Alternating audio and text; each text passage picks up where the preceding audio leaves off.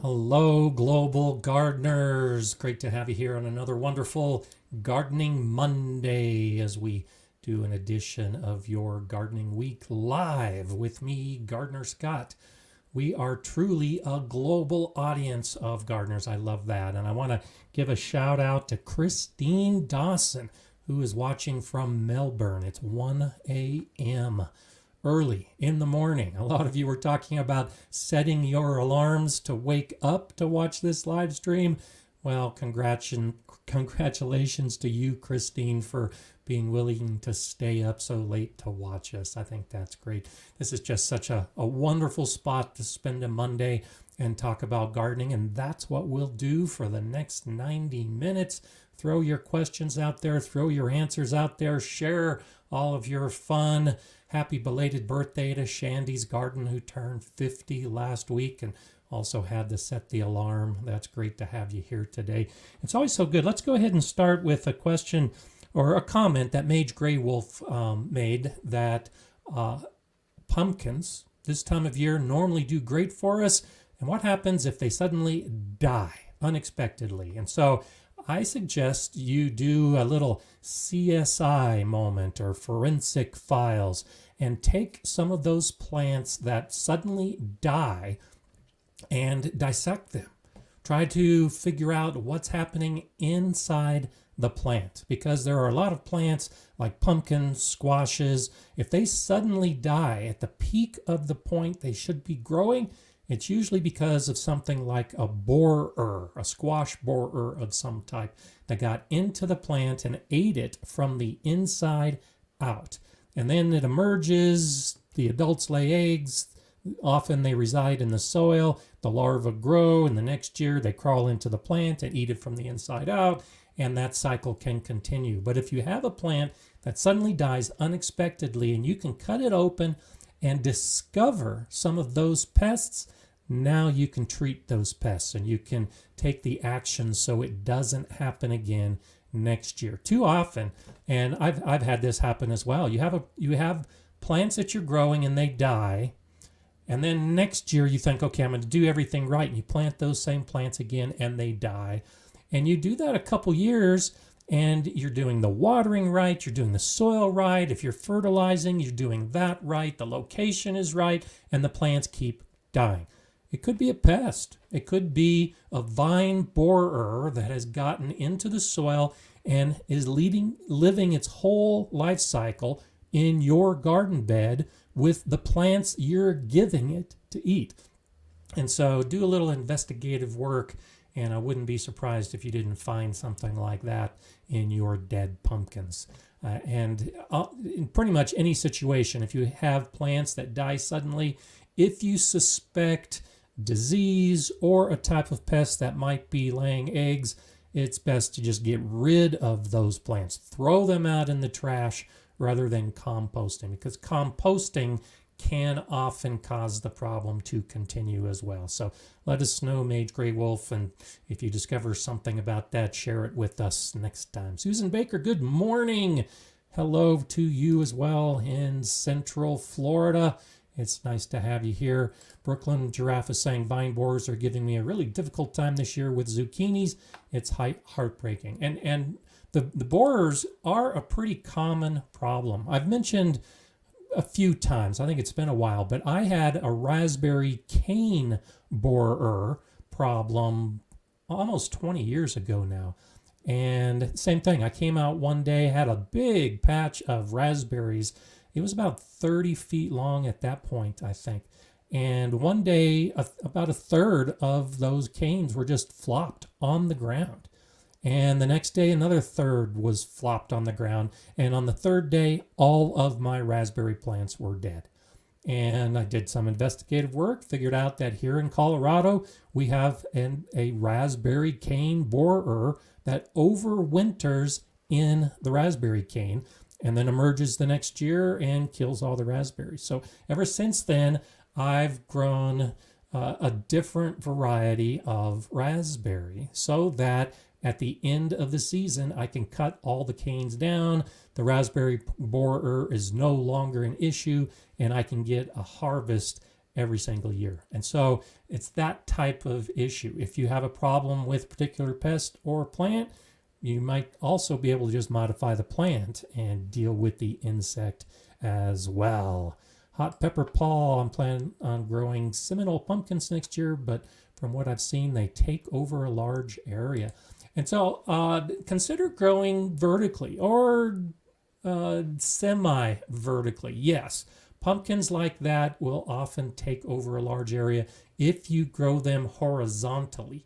But believe it or not, if you put a trellis that might only be 3 or 4 feet tall, if you've got a pumpkin vine that is going to grow 8 or 10 or 12 feet long, and that's part of the research when you look at something like a Seminole pumpkin, you can actually train it to go up the trellis for about 3 feet and then back down the trellis for about 3 feet and then only spread on the ground for 2 or 3 feet. So instead of a pumpkin taking over an entire patch, just grow it up like a ladder and then back down the ladder and then allow the fruit to either dangle from the trellis, depending on how long the vine grows, or allow the plant to grow back onto the ground and the fruit can rest on the ground. So I'm not growing any melons or pumpkins that are growing that long, but I am using trellises to grow vertically for even those heavier fruits. And we talked a couple weeks ago here in the live stream about cradling some of those heavy fruits if you do that vertical growing. So if you're growing a squash or a pumpkin or a melon that is pretty heavy, you will need to put some type of cradle, some type of netting, some type of support underneath that fruit. Otherwise, if it just dangles, it'll probably break free from the vine. But think about that. That might be a way that you can grow pumpkins without taking up a lot of space. It's always a nice option. It's gardening time. Hello to you. I see your coneflowers in the background. How do you protect them from deer? Good question. And we'll go ahead and start off with that. If you're looking at the background, yes, that is indeed my garden. For the last many weeks, I've been showing other people's gardens. And so today I thought I would show you my front landscape and some of the plants that I'm growing. And so that's a good question. And for the most part, I haven't had a deer problem until just a few weeks ago. And I think I talked about that recently. We had a couple young deer that just showed up. And this last week, my neighbor called and said, hey, the deer are back in your backyard. And I ran outside. The sun had already set. And in the dark, I'm scaring the deer out of my backyard, into my front yard, and then down the street. And so it isn't a big problem for me. But what I find in most deer situations is that the deer have plants that they prefer. And so the coneflowers, at least for the deer in my area, and this holds true for my recent houses and gardens and this current house and garden, the coneflower is lower on the list of their preferred plants. And so the plants that I've had damage to so far have been fruit trees. And they nibble and eat the leaves off of the apple trees, but they leave the peach tree alone.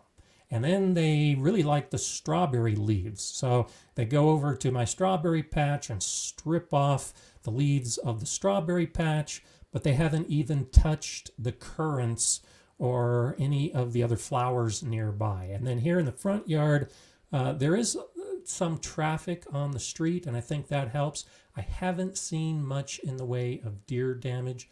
But one of the things I do, and you can see this behind me, is I grow a lot of different plants in different areas. And so just over my shoulder right here, I've got some zinnias. And then a little further back over my shoulder again, I got some more zinnias. And then over here, I've got the coneflowers. And then I've got coneflowers in another section. And I've got daylilies. The deer will actually eat daylilies before they eat the coneflowers, in my experience. And so I've got some coneflowers here, and I've got some coneflowers back here, and I've got some coneflowers back, or not coneflowers, daylilies. Daylilies here, daylilies here, daylilies on the background over here. And so that's the way I approach it for deer is, yes, there will be deer. Yes, they will probably eat some of my flowers. But if I scatter the flowers I like throughout the garden that I know they also like, they're less likely to eat some of the individual plants that are hidden. And so these cone flowers, as you can see, are surrounded by lots of other plants, including there's an ornamental grass right here, and there's an ornamental grass back here. And so it's just mixing up the landscape. And I have talked often, and in a recent video, in fact, about confusing insect pests. And so when you have something like a polyculture garden like this is, with lots of different plants side by side, there will be pests, but you confuse the pests when you give them a lot to choose from. Think about this when you go to the restaurant. If you go to a fast food hamburger joint, you're probably going to order a hamburger because that's the primary thing on the menu.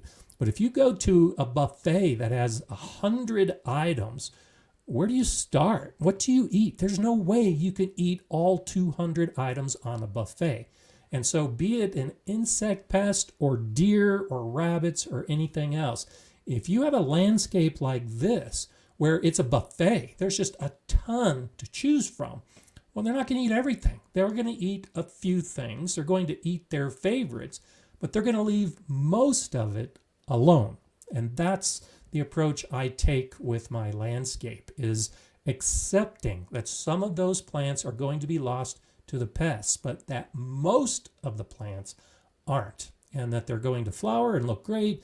And so I took this picture this morning. I woke up, put the trash out, looked at my yard and said, this is beautiful. I'm so happy with the way my landscape looks. I'm going to take a picture and share it with everybody on the live stream this morning. And what you don't see, that you'll see in some videos coming up, is off to the side over here, off screen, is a field of sunflowers. I've got a whole bunch of sunflowers growing as a backdrop to this main landscape.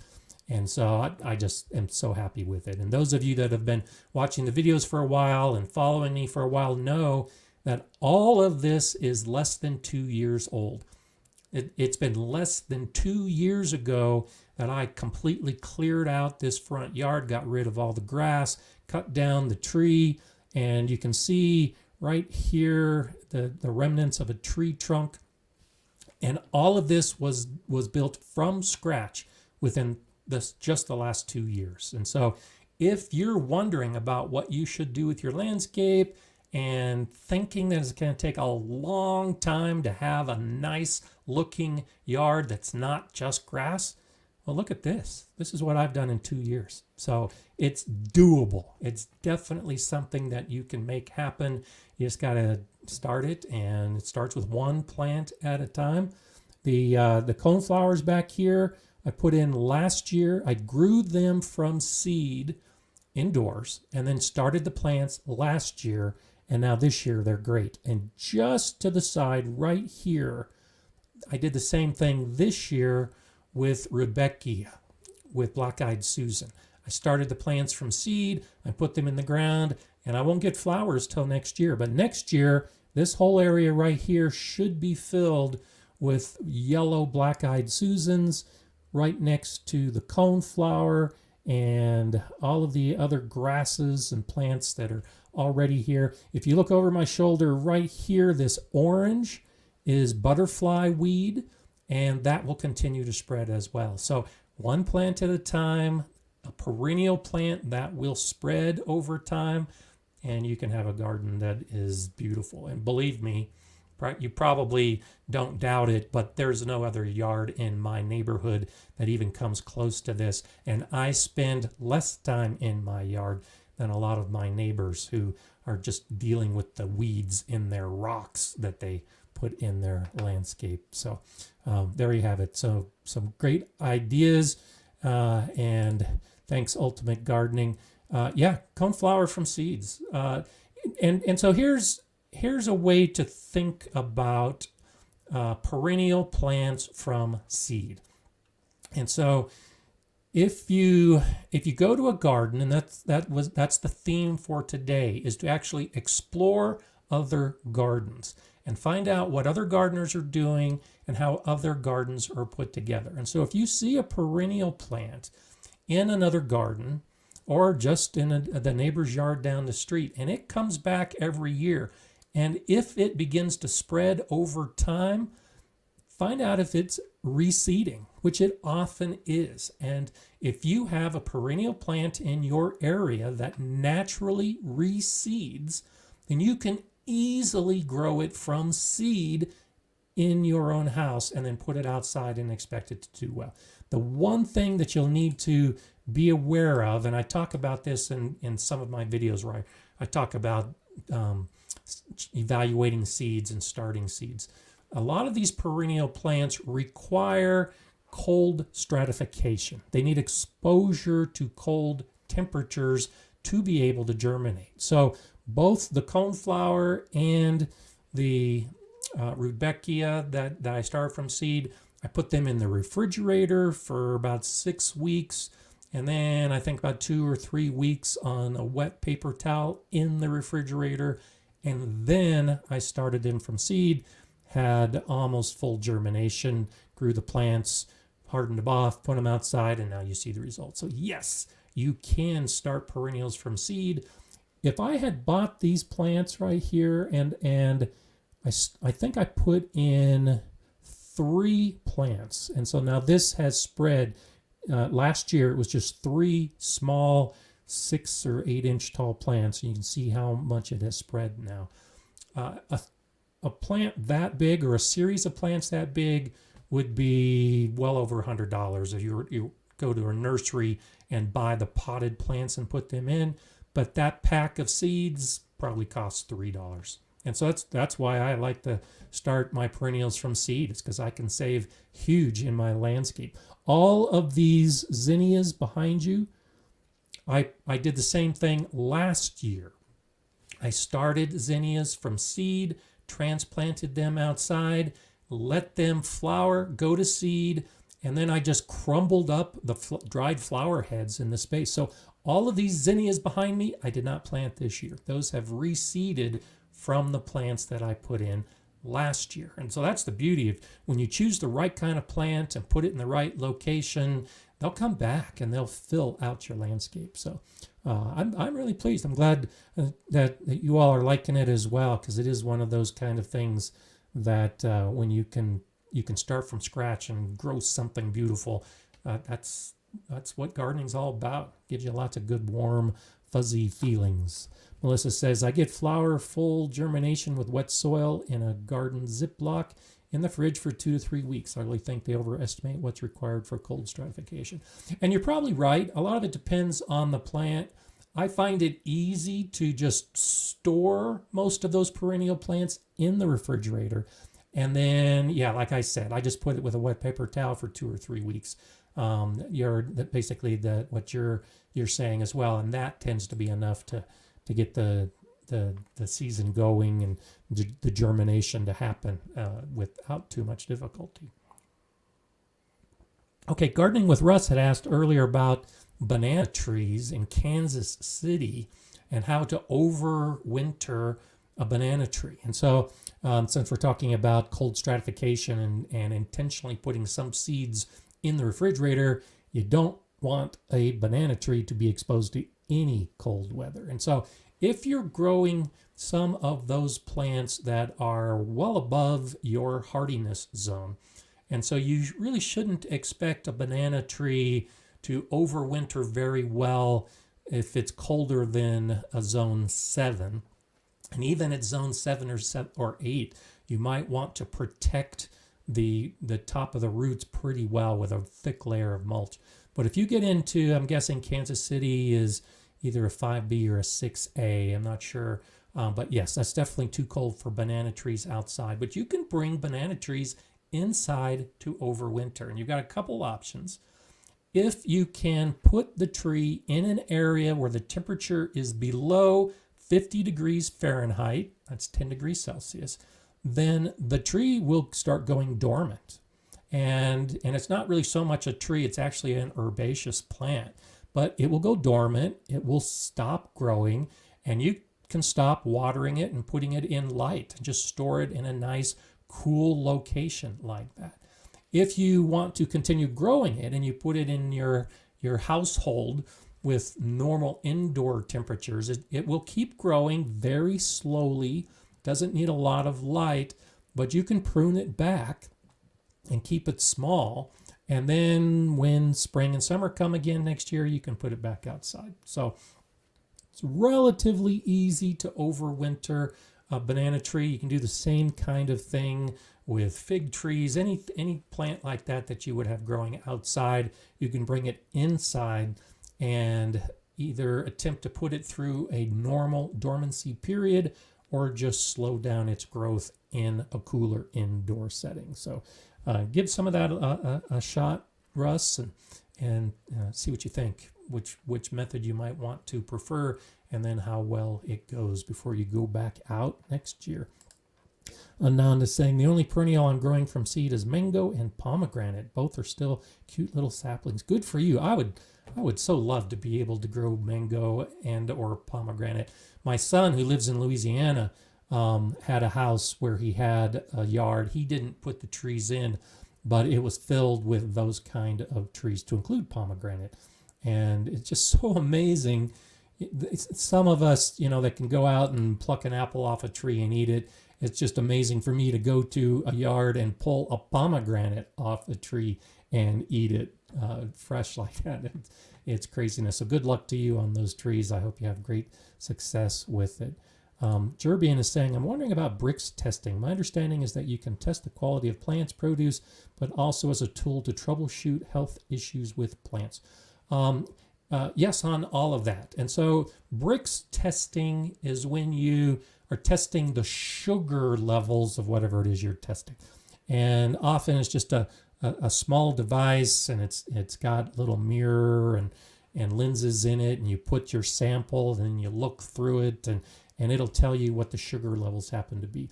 And so for instance, viniculturists, the ones that are growing grapes for wine or for the table, and they want to know what the sugar content is of the grape, they'll do a brix testing so they know what the sugar level is, and that helps determine the point that they harvest. Well, when something goes wrong with a plant, it can also disrupt that normal sugar level. And so yes, if you know what you're looking for, and this isn't something I've really done in my own garden. If you know what it is you're looking for and what the sugar level should be, then yes, you can do brix testing on a particular fruit, and that can help determine what the problem might be. And so there's a lot more to it than that. It is definitely a scientific approach to diseases and problems and how you manage your garden. So I don't have, I forget, I'm not sure if it's called a brix meter. I forget exactly what the device is called. I've been wanting to get one for years. In fact, maybe you've prompted me. I should probably get one and start doing some testing and make a video about it so I can actually talk about all the stuff I'm talking about right now with you. But it is definitely something that you can do the easiest way, and I think what most gardeners do if they just want to check on the basic quality.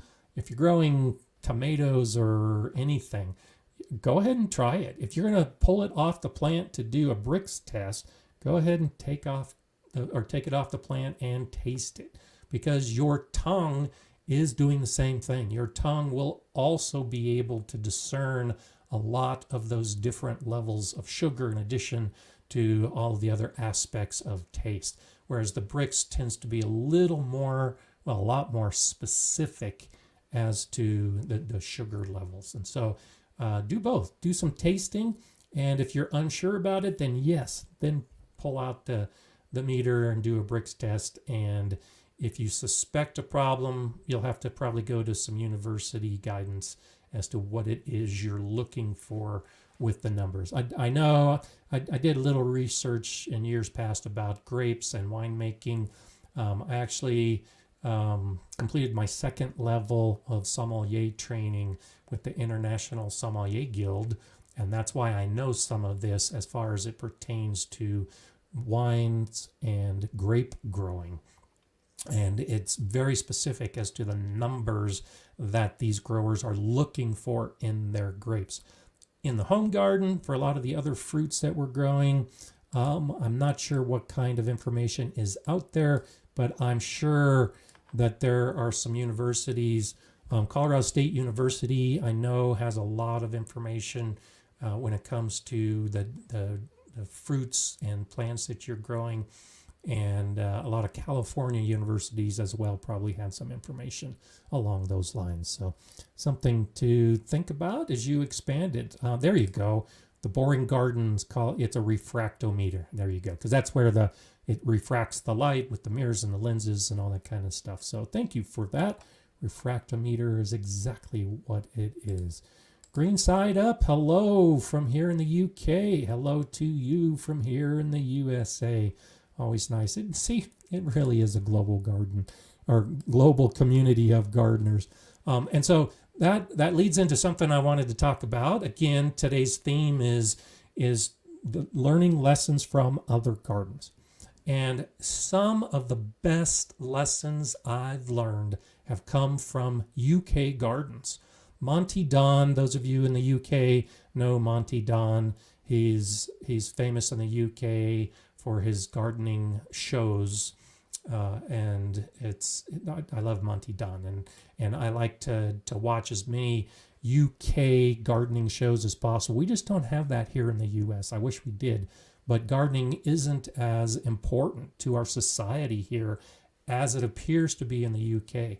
And so when I watch a lot of the UK shows, they're showing gardens throughout the UK. And even though my hardiness zone is completely different from the UK, many of the plants I grow here are similar or the same plants they grow there. But the reason I say look at other gardens isn't so much for the plant as much as it is for the design and how plants are grown. And you can go to anyone else's garden and learn something because we're all doing things a little bit differently. And so the video I just did on Saturday, I toured the Denver Botanic Gardens, and as I walked through it, I was amazed, really, quite honestly, and that's one reason why I wanted to have this backdrop today, because my front yard looks like many sections of the Denver Botanic Gardens. And so for me, that's validation. There's a few things to look at when you start comparing your garden to other gardens, and when you go to other gardens and try to get ideas for your garden. One is there are certain plants that will just do well in your area. And so if you can go to a public garden, a botanic garden, a garden that is created and maintained by professionals, those will be plants that do well in your area. And so if you copy those ideas and bring them back to your garden, you're already ensuring yourself a better chance at success because the plants have a better chance of growing well in your garden because it's been demonstrated by somebody that's already doing that.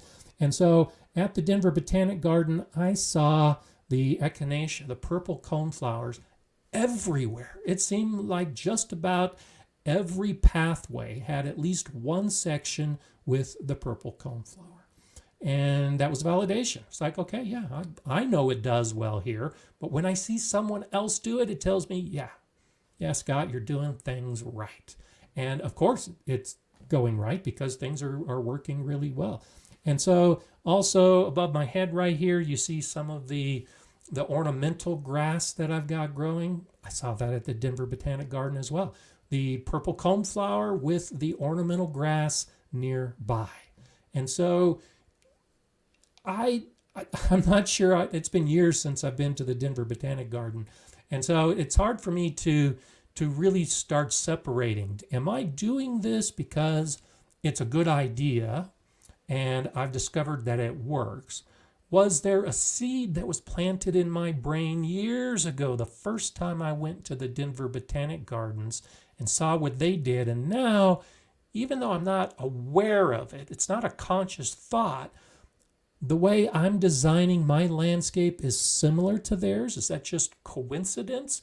Or is it because of education? And we all know that this is the right way to do it. It just really gets the mind, the gardening mind, going. When you start looking at other gardens and comparing what you're doing to what they're doing. And when you identify the similarities, you can say, yes, I'm doing things the right way. But when you see something new, now you can bring it into your garden and start doing it and learn from that new plant or new way of doing things. And so I love going to gardens around the world. I had a comment today from a viewer on that video that talked about the Butchart Gardens in Victoria, Canada. I visited those years ago and just fantastic gardens. Yes, a garden in Victoria, Canada gave me ideas for how I would garden here in Colorado. And I am planning next month to do a series of garden tours throughout the southwest of the U.S. and stop at botanic gardens along the way to get more ideas for some of the plants and some of the design, as my area is underneath drought. I'm going to have to be even more and more concerned about how much water I use in my landscape. So I'm going to start touring other gardens to get new ideas of how to garden in a drought and the plants and the design that accompany that. And you can do the same thing. Regardless of where you live, you can get design ideas and plant selection choices by just going to someone else's garden. Even your neighbor. There's always things. My next door neighbor, the one that's right here, that's her house. She's an avid gardener. And I see things she's doing in her yard that I like and copy in my yard. So the thing about gardeners is rarely do we get upset if someone steals our idea. It's always nice to give credit where credit is due, but gardening is sharing ideas. Like all of you sharing your thoughts, your ideas, your knowledge here on the chat, that helps all of us. And so that's what makes this gardening community so great, is we can share ideas. I call it stealing. It's really not stealing, it's borrowing, or maybe it's just recognizing that someone else is doing it better than I am and wanting to copy what they're doing because they've achieved something that I hope to achieve at some point. And so in the video that I released for the Denver Botanic Gardens tour, I talk about that. These pillars in a garden, these stone pillars that are about 10 feet tall. And I just thought it was a wonderful design element. And so I'm going to steal or borrow or hope to match their design in my garden at some point with just some stone pillars that rise out of some of my beds in a nice symmetrical pattern. And so those are the kind of things I suggest you look for, something that is totally unique. And I'll talk about this more at the end of the session today, but look for some of those things that you hadn't even really thought about before. If you look for the differences in other people's gardens, I think that's really a good approach to take as well, to give you ideas, new ideas for your garden. Okay, let's see what else we have. Yeah, Shandy saying imitation is the highest compliment. Exactly. And that's one reason why I try, in all the videos I do, I try to show as many different backdrops of different plants as I can. And if you copy my gardens, go for it. It is a high form of compliment. And it is one of those things that I think that's wonderful. And I definitely have copied a lot to get where I'm at now. Sure, I'll try new design elements, but even the newness someone else has has tried in one way or another, and you can definitely learn from it. Rachel says, I've always dreamed of a gazebo in the center of a garden. And you probably know, Rachel, I know you've watched for a long time, but yeah, that's part of my plan in my garden. I'll have a pergola as opposed to a gazebo. They're slightly different architecturally, but I have designed my garden around a pergola in the center of that garden. And at botanic gardens, you will often see a gazebo to anchor the middle of a garden, or a pergola for that instance. So it's one of those things, that's another great idea to steal. And if you've got the space and can put it in or add it to your garden design, I love those kind of structures. I do think that is something that is one of those that really improves what we do. Connie says, some of my favorite plants are ones I've traded with other gardeners.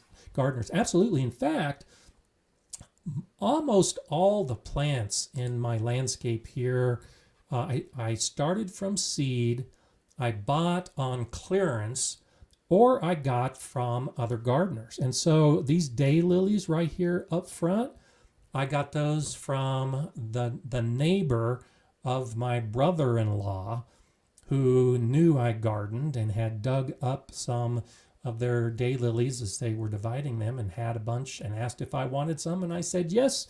And so I planted the daylilies here, and I've got them scattered throughout the landscape as well. So yes, totally agree with you. If you can trade with other gardeners, you can also expand your garden and your landscapes very low cost. And it's the same idea. It's working for them, so it's obviously a good plant to choose. And if you can get it from them based on their experience, you'll learn how they had success and then put it into your landscape. And again, you can ensure yourself more likelihood for success because you're just carrying on that local tradition. And that's a key. What's working best for you in your climate, in your particular area, that's the best way to trade plants. I've traded plants with some of my relatives who live in California and tried to grow them in Colorado, and it doesn't always work just because of different climates and different plant needs. But occasionally it does, and you can introduce something new to your area and then maybe share that with others as well. And so Green Side Up is asking, do you have plant swaps in the U.S.? And so usually not as a formal activity. Now, I recommend to everyone, if you can, to get involved with a gardening organization of some type. And so when I was in the Master Gardener program, the Master Gardeners would get together every year, and we'd have a potluck picnic at somebody's house, and we would swap plants among ourselves. And here in my new house, I joined our local gardening club, and the gardening club also will have a plant swap among ourselves. Occasionally, you'll find a plant club or an organization that will have a plant sale, and it usually is a fundraiser. But for a plant swap, it usually has to be an organization, a small organization made up of people that you know or in your local area. But it is a great idea. I know that there are other areas, like the UK has huge plant swaps, community plant swaps. I would love if we had something like that here. But there's no reason why you can't organize that. I kind of do that on a much smaller scale. I think I mentioned that last year, where I grew way too many plants of all different types, and I gave many of them away.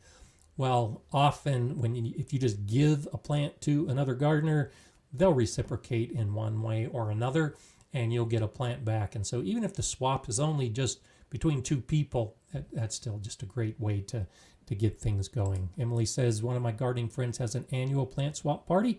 Hopefully she can resume next year. Good for her. I think that's awesome. In fact, we should probably think about that. Maybe I'll do a video to suggest it. We can start right here by saying you can start a plant swap. If you've got plants that you're going to be dividing or seeds you're going to be saving, start a plant swap of your own. Even if it's just a couple people you know that are gardeners, do it. Have a little meetup in your garden and swap some plants, swap stories, swap experiences. I like that idea. That's really good.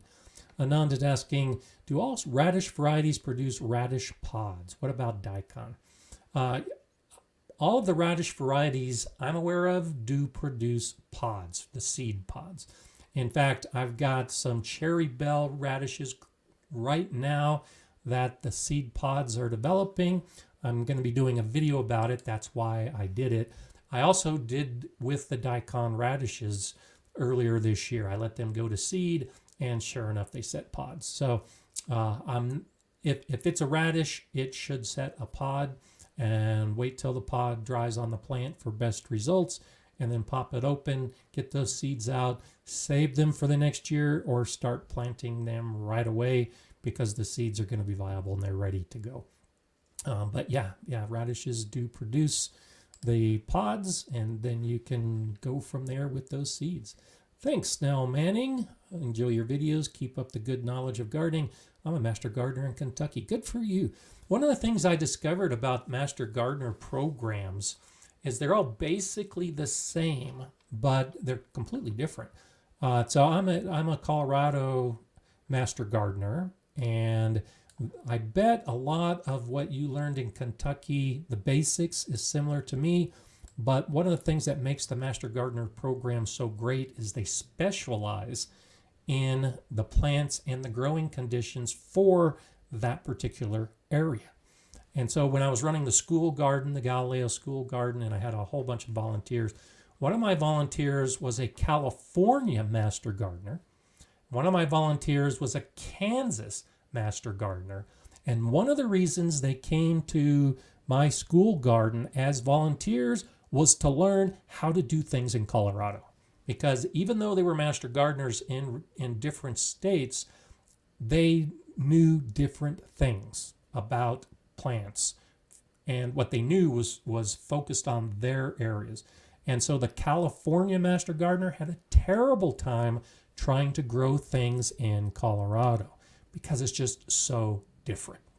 And so that gets back to the theme of the day, is look at gardens. School gardens are a perfect opportunity that you might be able to volunteer at to learn new ways of gardening, or to learn more about gardening that is focused on your climate, your region, the gardens that you're growing specifically.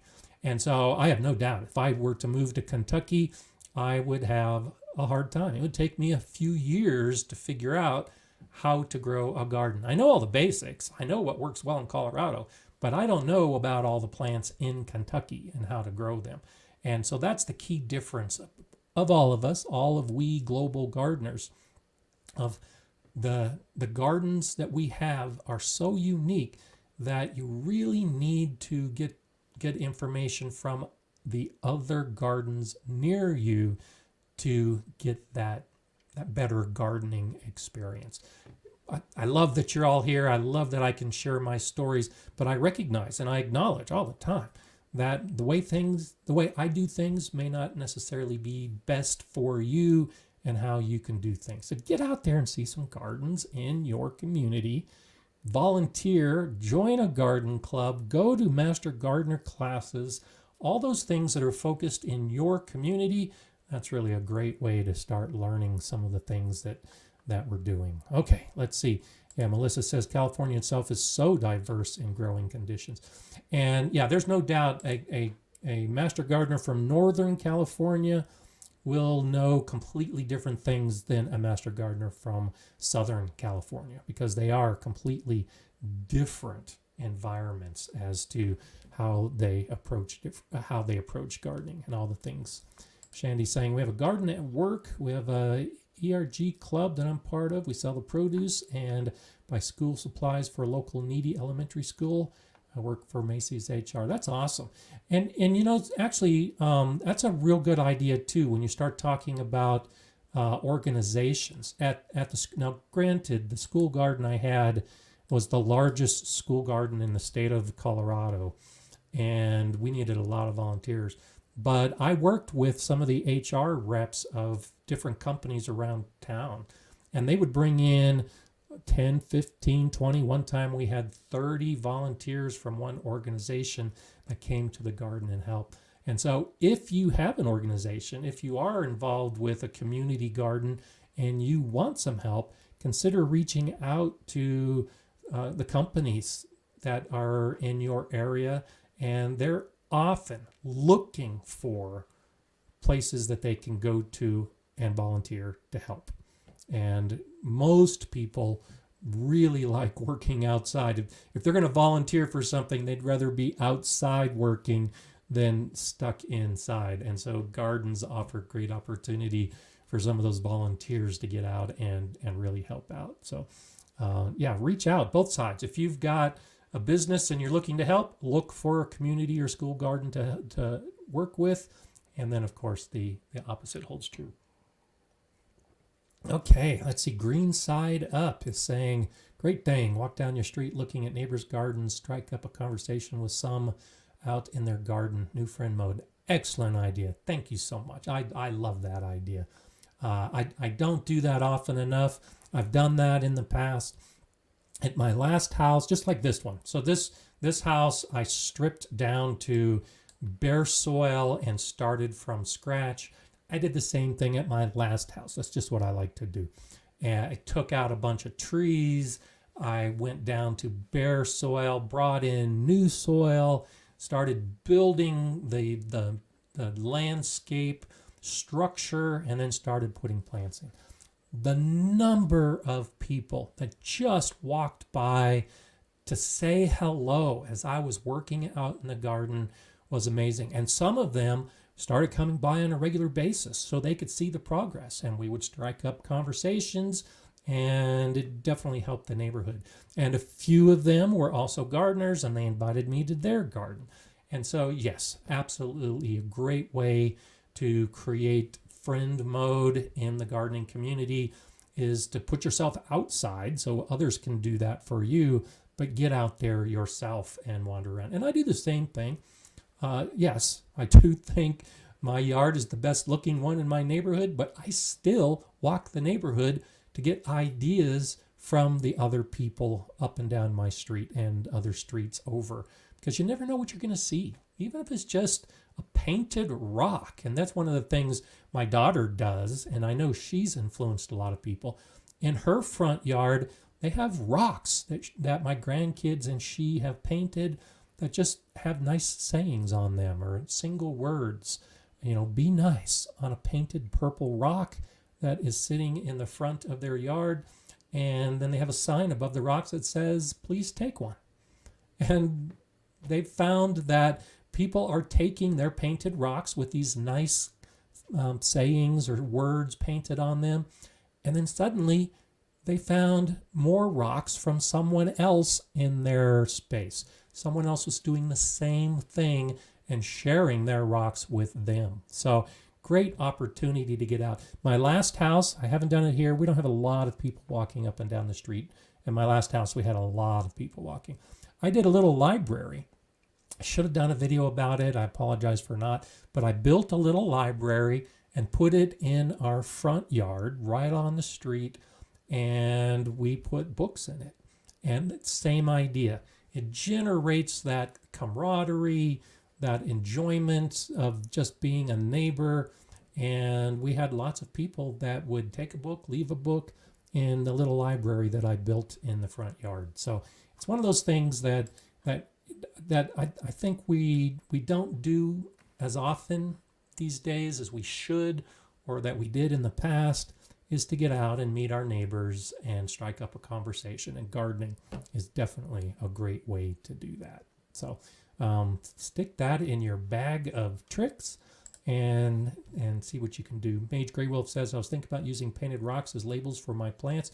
I have a video about that we did last year, and I do that in the front. In fact, here in this area behind me where I've got comfrey and lamb's ear and some more zinnias, I have all of those plants identified with painted rocks that my grandkids and my daughter did for me. And so that's a great idea. And I'll be doing more of that. I think that's one of those kind of things.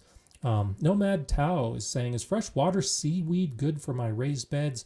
They're removing it from the lake in my town and it's available. I'd love to know what kind of nutrients and minerals are in them. Yes, as far as I know, even seawater, seaweed, if it's rinsed and the salt is rinsed out of it, it's great. I'm not that familiar with freshwater seaweed, but seaweed in general is loaded with nutrients, iron and calcium. There's a lot of nutrients that tend to be in seaweed, and so I would say yes. Like most organic matter, it is probably good for your raised beds. Depends on how you want to use it, whether you want to use it as a mulch or a soil amendment or add it to your compost.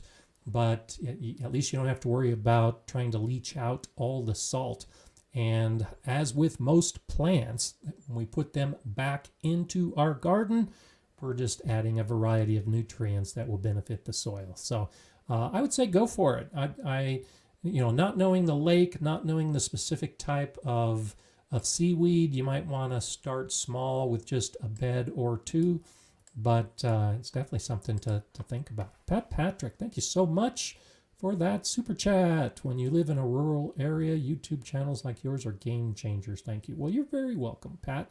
I'm so glad to hear that. And that's why I do this, is not so much to be a game changer, but to throw out the ideas, just like we're talking about wandering through the neighborhood to talk to gardeners and get ideas about what they're doing with gardening. That's all this is. This is just a big gardening neighborhood that we're all wandering through. So I'm so glad that you were able to do that, and thank you for that contribution.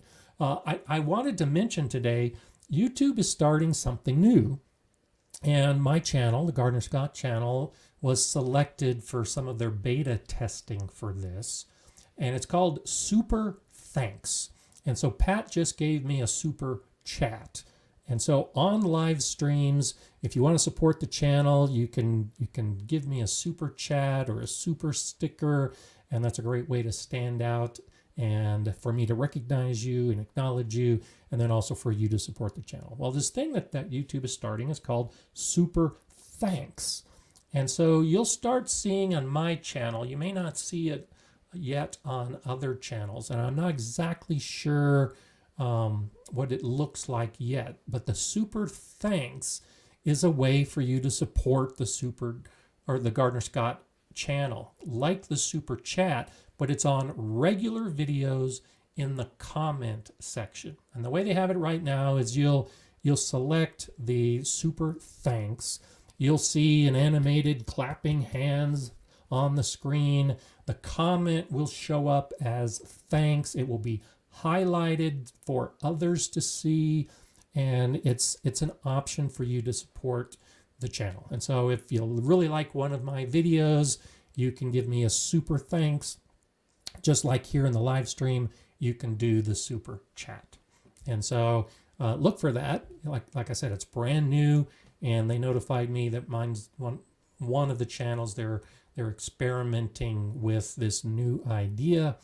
And so I think that's kind of cool that I'm involved with some of the beta testing for YouTube to see how successful this is before they roll it out to everybody else. So if you see something new on the video pages as the videos come out every week, and you like it, look for that super thanks option, and that will be a great way to support the channel. And I just love the support that you offer just by being here and watching, and all the rest. That's just one of those extras if you choose to do so. Okay, always nice to have everything. Okay, let's see if we have anything else. Yeah, Connie says we will have painted rocks all over America now. I love the idea. Yeah, look up that video that I did last year of painting stones. And I show some of the results of what the kids did, and it's great. So they painted a whole bunch of strawberries for me, and I put those painted strawberries. And while I haven't seen any peer-reviewed research. Anecdotally, if you put a painted rock strawberry in your strawberry beds, when the birds come, they'll peck on the rocks, and the idea is that they discover a bunch of rocks, and then they don't come back to your bed when the strawberries are actively growing.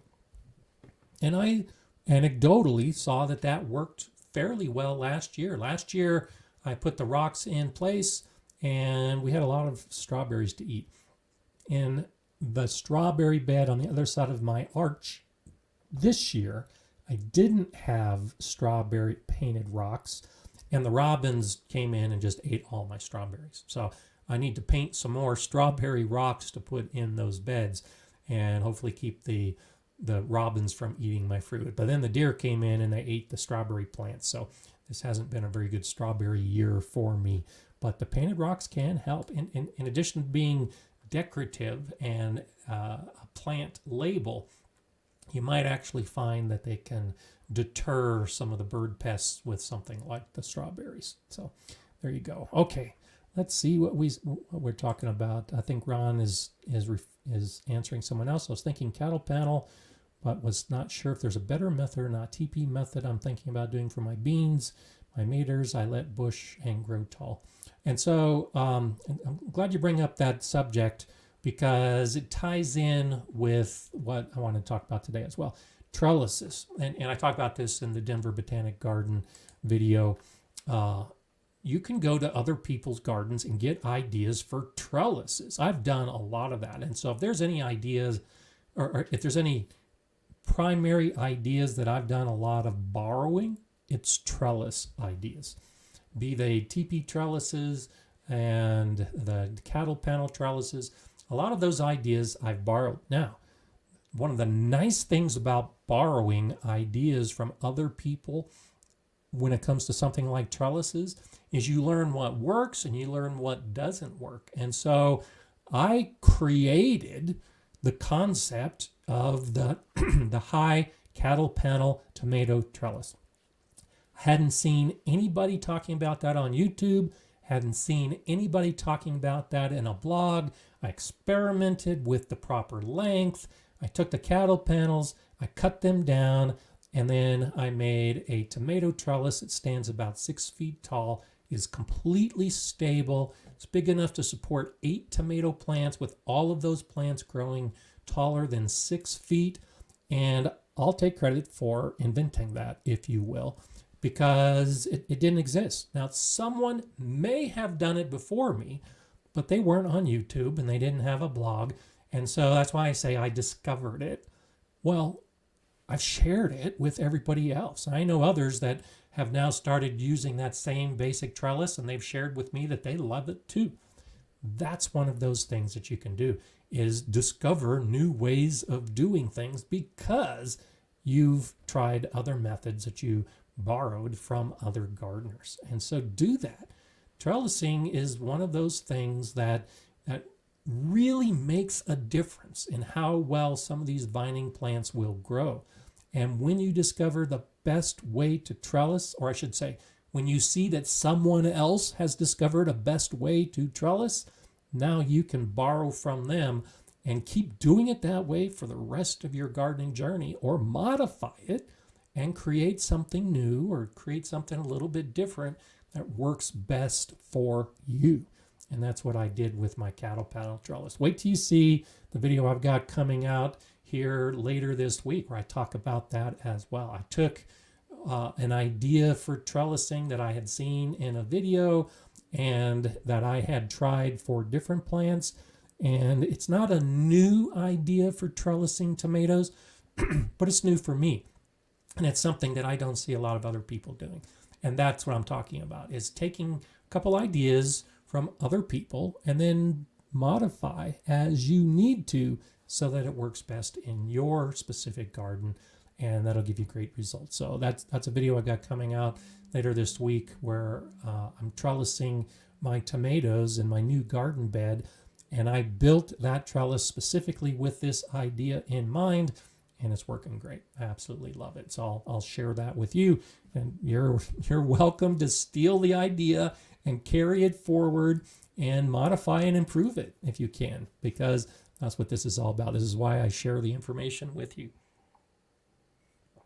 Okay, Jay, you're always on top of things. So Jay and Heidi are wonderful moderators, and Jay often gives a nice link for some of the stuff I say. So yeah, that's my cattle panel trellis link. Thanks, Jay, for linking to that.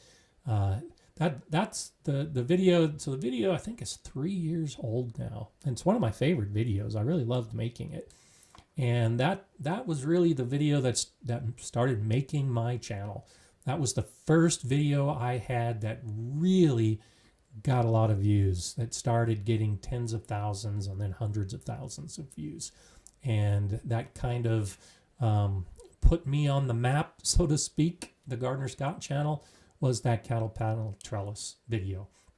And I think it's still a good video. I'm much younger, and I've learned to film differently, but the information in that video is still good. And that's the video I'm still using, or the trellis I'm still using for tomatoes in my garden, is that same design that I discovered about 4 years ago. Well, I guess I started doing it about 6 years ago, and then it was about 4 years ago that I really started perfecting for me how to grow plants under it. And then about 3 years ago that I did the video. And so check it out if you haven't seen it. It's some good ideas of what you can do to trellis your tomatoes. So CJ Sasik, I want to start a small fall garden. Good for you.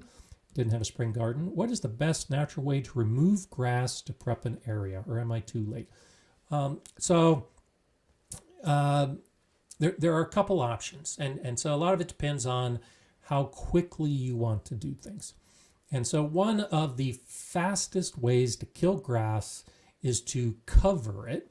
Cardboard works pretty well. The problem is it's going to take a month or two to really kill the grass, maybe even longer than that. So it might be too late for you. But in zone 8A, I'm guessing your first frost probably doesn't come until December or January. And so you might be able to start now and use cardboard as a natural way to kill the grass. And then you can put soil on top of the cardboard. You can build a bed on top of the cardboard, or you can just remove the cardboard and turn over the grass. You probably still need to amend the soil or add something to the soil, and then you can start your fall garden. And you might be able to get by with this in just about 30 days. You can use a process called solarization. And so you let the sun kill your grass. And so take clear plastic. It doesn't work as well with black plastic. Use clear plastic. Put it over the area that you're planning to grow in, and seal the edges. Put bricks or rocks or soil all the way around the edge of that clear plastic. And you basically bake the soil. You will kill the plants through the sun heating up the soil. That heat can't escape, and it kills the grass. And that can often happen within about 30 days. Now, an issue with the solarization is that you're also killing all of the life in the soil. And so the plants are dead, the grass is dead, and so is your soil. And so you'll need to add some fresh compost, something that has some soil life in it, to get your soil back into a good state. So a month of killing it with white or clear plastic, and then a month to get soil life back into it is also going to take a couple months. The cardboard will also smother the soil life down a few inches, and so not as bad as the solarization, but the cardboard will really cause a drop in the soil life underneath it. So those are two methods to kill the grass.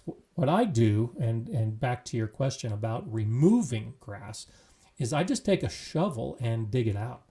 And so depending on the type of grass you have, it may be relatively easy. So wet the area, water it well, and then come back the next day and just dig out the grass, and you'll be able to start planting in that bed right away. Again, I would amend it with some compost. It's very common for the soil underneath our lawns to be terrible soil, and for there not to be much soil life. And so I would say easy from a get it started soon is to just dig it out, work in some compost, wait a few weeks, and then start growing. And so in a month, you should easily be able to have it all cleared out, amended, and then start planting in it.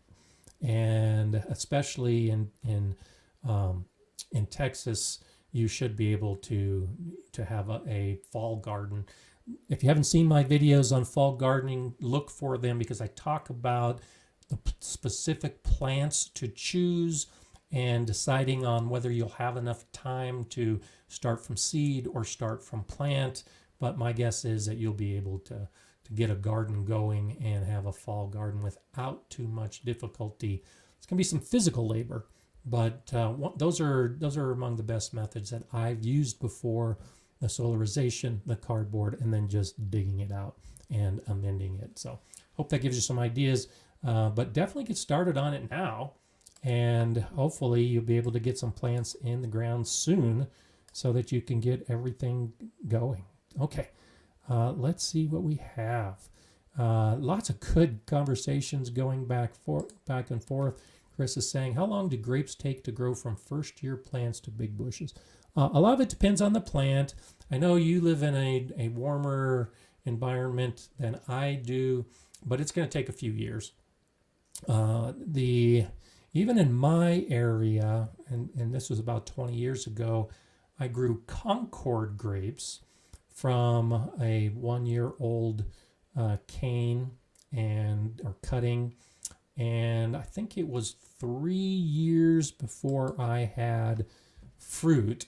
But by 5 years, I grew it up a fence. And so I allowed those Concord grapevines to get 8 and 9 feet tall. But in 4 or 5 years, it was completely covering that fence area. And I was getting 20 to 25 pounds of grapes a year with just a couple plants. And so even in my harsh environment, 3 to 5 years. I would say you might be able to start seeing results in 2 to 4 years, but a lot of it depends on the variety of grape and the location that you have it growing. Grapes are one of those things. So when we think about soil, and I've talked a lot about soil in the past, you want good soil in your garden, no doubt. But most of the time when we talk about soil in your garden, we're talking about vegetable gardening, we're talking about raised beds, we're talking about in-ground beds that have been amended. Grapes can develop such deep root systems that there really isn't a lot you can do. You can amend the hole that you put that grapevine in the first year, but beyond that, it's going to grow beyond that. And so it's going to grow into your native soil, whatever that native soil happens to be. So if you've got clay soil or sandy soil or a nice rich loam, that grapevine's roots are going to go down 4, 5, 6, 12 feet probably in your area, maybe even more. If you go to France and tour some of the vineyards that have been around for centuries, they'll tell you that some of their roots are going down 50 and 100 feet in those vineyards. So keep that in mind as you choose the variety of grape in your garden. Choose a variety that will do well in your native soil. And so it involves a little bit of research, but there are grapes that will do better in sandy soil versus grapes that'll do well in clay soil. So that is one of those kind of plants.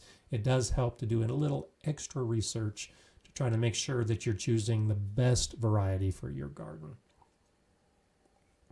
Okay, and Claudia's asking a good question. Do we need more than one grapevine to get fruit? Typically, no.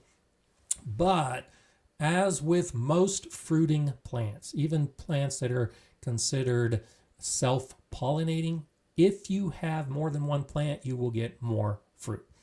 And so if you've got one plant that is self-pollinating, and grapes tend to be self-pollinating, you'll have the insects going from the left side of the plant to the right side of the plant, or the top of the plant to the bottom of the plant, and they'll probably do a pretty good job with pollinating. But if you have 2 or 3 vines, you'll have more insects, and they will end up doing more pollinating. And this holds true with all types of fruiting plants. And you can expect that you'll get more fruit because there's more flowers, more insect activity, and more fruit as a result of it. Colorado Bird Nerd is asking, if I use BT to help get rid of tomato hornworms, will that also affect the red wigglers I have adding to compost section of my garden? No, it won't. That's one of the best things about BT. BT is a bacteria, Bacillus thuringiensis, that specifically targets the insect pests that are eating the leaves. And so the bacteria that you spread on your tomatoes, in this case, the BT, the hornworm will ingest that bacteria and kill the hornworm. Doesn't affect anything in the soil like the red wigglers, doesn't affect the birds that might be eating the tomatoes. It doesn't affect the butterflies that are landing on the plants. It's just the caterpillars that are eating the leaves that are going to be affected by the BT. So no, I wouldn't worry about the red wigglers at all with the BT, because the bacteria is focused completely on a different aspect of the animals or the insects that are eating that. So perfectly safe for animals, to include humans. Now this week, this was really a good week for me in my garden. I had all kinds of just amazing new things. And so this week I actually put some BTI in my little pond, and it was for mosquitoes. So there's one type of BT that is used for caterpillars, like Colorado Bird Nerd is asking. There's another type of BT that's used for mosquitoes. And it's a little floating disc that you put in a pond or a bird bath. And I noticed that my little pond that I had built for the wildlife in my area was filled with mosquito larvae, which is really unusual in my area because we don't have many mosquitoes. And so the mosquito larvae was just filling this area. So I got some of the BT and put it in, and in the first day they were almost all gone, and then the second day there wasn't a sign of them. So the bacteria that targets these pests, this BT, really is incredible stuff, and it's completely safe for all other animals. It just targets those specific ones. And so that was wonderful. I saw that in the garden today. I also saw my first hummingbirds. I put up a hummingbird feeder in my garden this week and got 2 hummingbirds. It visited. It took about 2 days for them to discover it. But the hummingbirds tend to be territorial. And so one of the hummingbirds kept fighting off and scaring away the other hummingbird from the feeder. That's normal. You've probably seen that. But my firecracker vines are flowering, little red flowers that I'm growing specifically for hummingbirds. The hummingbird that got scared away discovered those flowers. And so one hummingbird is feeding on the sugar water in the feeder, and the other hummingbird is feeding on the firecracker vines that I have growing up my archway. So that's a first. I did that on purpose and hoped it would happen, and it happened. I saw it happen. It's just such a wonderful feeling. I had my first zucchini that I harvested this week. That was awesome. My granddaughters were in the garden this week, and they harvested the first of the dragon tongue beans. And we had dragon tongue beans for dinner for the first time this week. So this was such a wonderful week of firsts for me in the garden. And I started constructing my greenhouse. And so the greenhouse is rising above the garden, And when we're done here today, I'm getting right out there to start adding to it and getting some of those supports in place. I'm hoping by this time next week, my greenhouse will be fully covered with the polycarbonate panels, and then I'll start doing some more videos from the greenhouse. So great week for me, and I've been seeing some of the stuff that you all are talking about, and so I love it when you share what you're doing in your garden as well, and keep all that coming. I think that's always a great way to do it. Jay Dixon, nice for you to answer, Scott. I do the same thing. That's another thing I noticed. I think I mentioned it last week that I saw my first harlequin bug and I was able to squish it.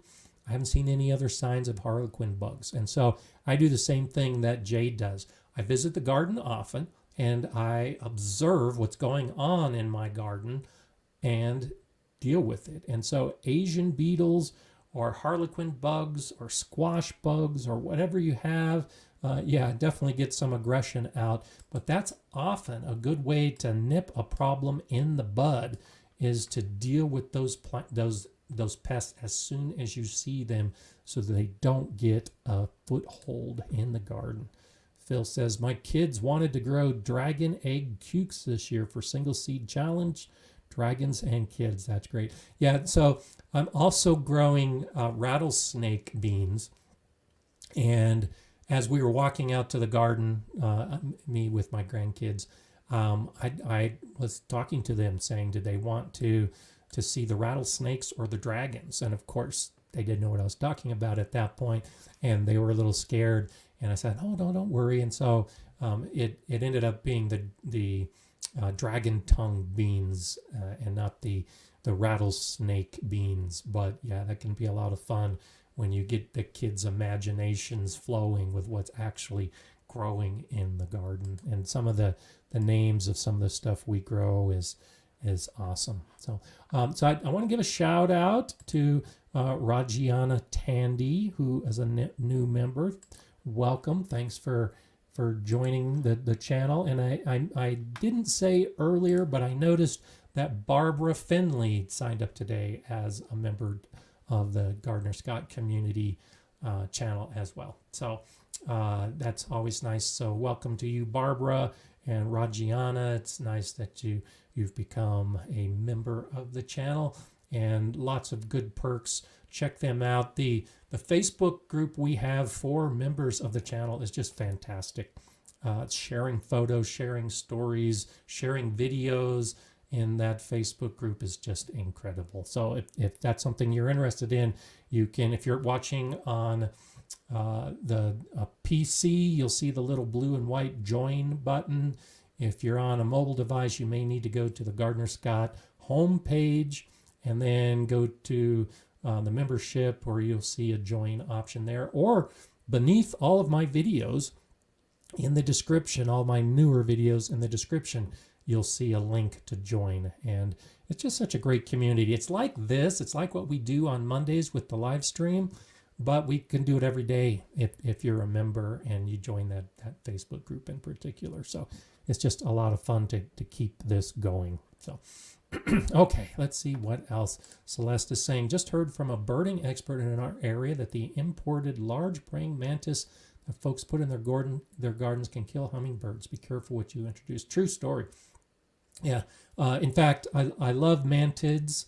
And this week I saw my first praying mantis on corn plants. So I love them. I think it's a great way to introduce them. But they're indiscriminate predators. They'll kill good and they'll kill bad. And so we often introduce them in our garden to kill the bad bugs, but they can also kill the good bugs. And yes, some of the larger mantids can get hummingbirds.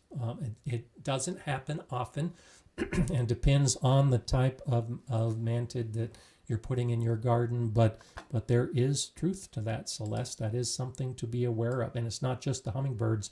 It's ladybugs, it's lacewings, it's spiders, it's all those good predatory insects that can be eaten by the praying mantis that is so cool that we want to have in our garden. So do be aware of that if you're going to introduce them, definitely.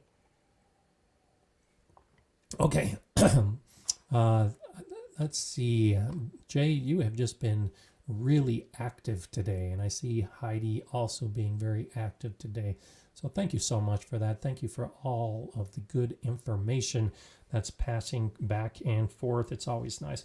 One last thought about the gardens and lessons that you can learn from gardens is to be a student. Right or wrong, good or bad, when I went to the Denver Botanic Garden, I went there with the intent to learn something. Now, I love just walking through gardens and just soaking up the garden space and the flowers and the smells and the sounds and all the rest of it. But go there with an eye to learn, because you'll have a completely different experience. It's one of those things that if you take notes, if you take pictures, if you take video when you go to a garden because you went there to learn new things, now you can go home and consider it homework, where you analyze what it was you saw and choose from it what you would do differently. And I love the Denver Botanic Gardens. But the one thing, and that's why I wanted to share this with you, that I saw them do is that they did, in my opinion, something completely wrong, something that they could have done so much better. And that's in their sensory garden. So they have a sensory garden, and I think sensory gardens are amazing. I did a lot of research and I did a lot of experimentation when I designed and built a sensory garden at the Galileo School Garden. And it was about 500 square feet for all 5 senses. And so the garden was almost like a spoke design, like wheels, like a wheel and spokes with 5 different pie-shaped sections radiating out from the middle, with the intent of highlighting in the garden all of your senses. And one of the sense that is most difficult to highlight in a garden setting is sound. How do you bring your ears into the garden? And so I planted flowers to attract hummingbirds. I put some very tall ornamental grasses, and I put a very small solar-powered water feature. And so you could sit in the center of the garden and you could hear the hummingbirds and the bees. And if there's a light breeze blowing, you could hear the rustling of the grass. And if you focused your head in a different direction, you could hear the bubbling of the small water feature. And so the sensory garden that I made really was for all the senses. And when I went to the Denver Botanic Gardens, their sensory garden was right next to the street, to a busy road. And they totally missed out on that sense. Because too often in our garden, we just think that a garden is what you see and what you smell. It can be so much more from that. And so as you investigate other gardens, yes, by all means, look at what they're doing right and what you can borrow for your own garden. But don't hesitate to use your own experience and your own knowledge to identify what they're doing wrong. And then when you get back to your garden, again, it's one of those you can pat yourself on the back. You can say, yeah, I recognize that I'm doing things right because I saw that someone else is doing something wrong. Now, I didn't say that in that video. I'm only saying it here. I'm not, by all means, I'm not trying to diss the Denver Botanical Gardens, because even the Sensory Garden is a beautiful garden there. I just think they missed out on an opportunity because maybe they hadn't seen a sensory garden, or the designers of that garden didn't realize that they could incorporate the oral aspect of a garden. And so take that and run with it when you go to another garden. As you run to those other gardens that I hope you're going to be visiting, look for those type of things, and hopefully you'll discover the good and the bad and use that to benefit you within your own garden space. Colorado Bird Nerd, thank you so much for that super chat. Thank you for all this wonderful, helpful gardening information. I'm so glad to share it with you. And being in Colorado, I hope you've had a chance to get to the Denver Botanic Gardens, because it is an amazing space. Wherever you can find a botanic garden or botanical gardens, it varies by location. Get out there and see it, because you will definitely learn things along the way. It's one of those things that, like Custom Barbecue says, I have all kinds of great. I think you're saying diversity of wildlife in the garden, bird life, ladybugs. I saw my first gardener snake this morning. It's really been a pest-free garden this year. It's a food for. It's good for you. And I talk about that all the time as well. Creating that diversity in the landscape. One of the best things that I ever discovered and encouraged were snakes in the garden. I've talked about that occasionally, but in the greenhouse at the Galileo Garden, at one point I counted 11 gardener snakes living underneath the greenhouse, and they would come out. Very few pests in that. So you might not like the snakes in your garden. I know some of you don't, because I've talked about this before. But when you start seeing the snakes appear, that's a really good sign of diversity in your garden space. And you will probably see fewer pests as a result of it. And that actually leads into the bit of philosophy that I wanted to talk about today. And that's to be adventurous. It's to get outside that nice safe bubble that you garden within, and to push the limits, to be adventurous with some of the ideas of what gardening is all about. And snakes is a great lead in, because most of us don't think we would want snakes in our garden, but snakes are great in the garden. Now, of course, it depends on the snake. If you're in the American Southwest and you've got rattlesnakes in your garden, you should do something about the rattlesnakes. But if you're like most of us that have gardener snakes, they're great for the garden. And bull snakes are great for the garden. There are a lot of snakes that are great in a garden setting, and they'll take care of a lot of the pests. So be adventurous with how you think about your gardening. When you think about the design of your garden, try completely new things. This week when the grandkids were over, they helped me decorate the poles that I'm putting out by my fruit trees to support the bird netting. Now, right now I've got all the bird netting over the trees. I don't have the poles in place. And so last week in the live stream, I asked for your opinion. I asked for your input, and I took that. And I'm actually going to be taking a lot of your advice, your recommendations, and putting them together. And I had everything from color-coded single color poles, which I really like that idea, and I will be doing that, to a variety of colors to make it an art piece. And I'm definitely going to be doing that. And so that's where the granddaughters came in, is I like order in the garden. I like a plan in the garden.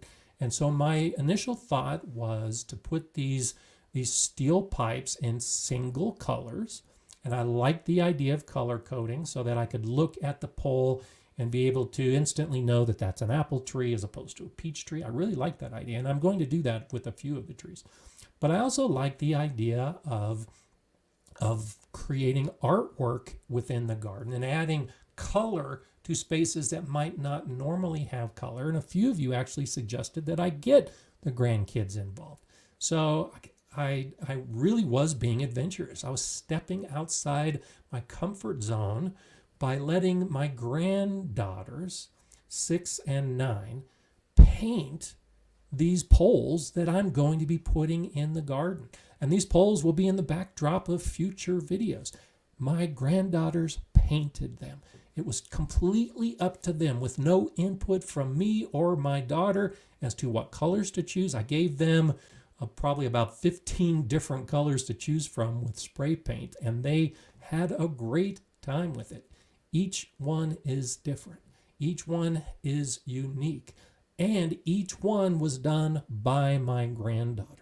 And so while initially I thought, yeah, let's have some order to these poles, let's have them match the trees and be color coded. Now it's artwork in the garden created by my granddaughters.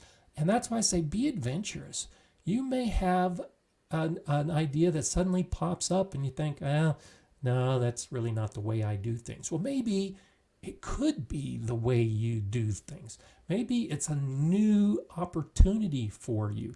And so I'm actually looking forward to putting these colorful art pieces to support bird netting around my fruit trees, because my granddaughters did it, and because it does give me that stretching of my comfort zone. It really did go outside my box to even consider doing something like that. And now I'm sitting back and thinking, wow, I sure am glad I did that.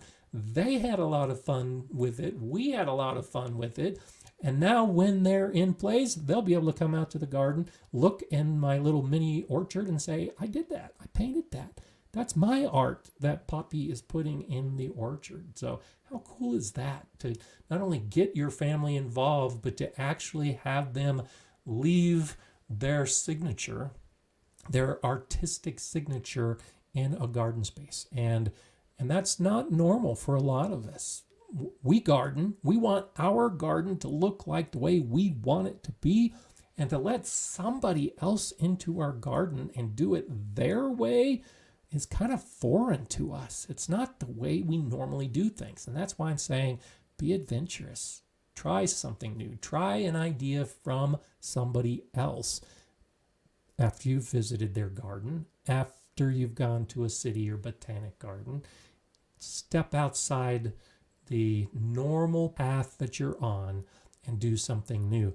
As I mentioned in the Denver garden video, and as I also talked briefly earlier, the stone pillars that were rising out of that particular garden space just really resonated with me. It's something I never even thought about doing before.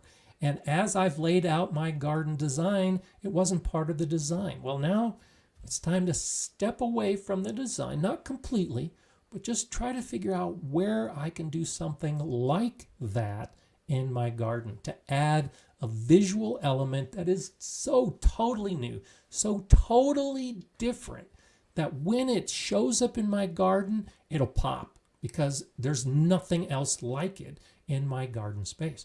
And I'm planning to do it in my backyard in the pollinator garden, which is filled with flowers. I'm thinking that will be a good space. But there's also this idea of being adventurous that's saying to me, maybe I should do it in my front. Maybe I should do it somewhere in this landscape where people are going to be walking by on a regular basis. I mean, that's really adventurous. When you put yourself out there so that others will see it, that's really, really pushing the limits. And that's what I want to encourage you to do. I'm considering in the area just beyond the sunflowers on this side of maybe doing something like that. I'm going to have a garden path leading from the front to the backyard as this design is built out. Maybe that's a good location to put some 6 or 8 foot tall stone or wood pillars along the garden path. Pillars that aren't supporting anything. They're not going anywhere. It's just a design element. It's an adventurous part of my design that I haven't figured out yet, but I want to pursue. And that's what I'm encouraging you to do today, is to pursue that adventurous side of yourself. Something that you would never think of doing in the garden, just do it. If it doesn't work, you can take it out. But if it does work, you've now discovered an entirely new element to gardening and enriched your garden journey. So I hope that helps. Hope that might give you some ideas, maybe a little encouragement to get out there, look around your space and see what you could do different. And those ideas often come from somebody else's garden. So get out there, explore other gardens, get ideas, and see how you can make your garden better. It's always great to have you here on Mondays. Always nice to see you. Always nice to see the participation from around the world. And I thank you so much for all that you offer, not just me, but all the other gardeners. Just by being here and participating, you're making all of us better. So thanks so much for that. I look forward to seeing you here next Monday. Same time, same channel, same great group of gardeners. Thanks so much. I'm Gardener Scott. Enjoy gardening.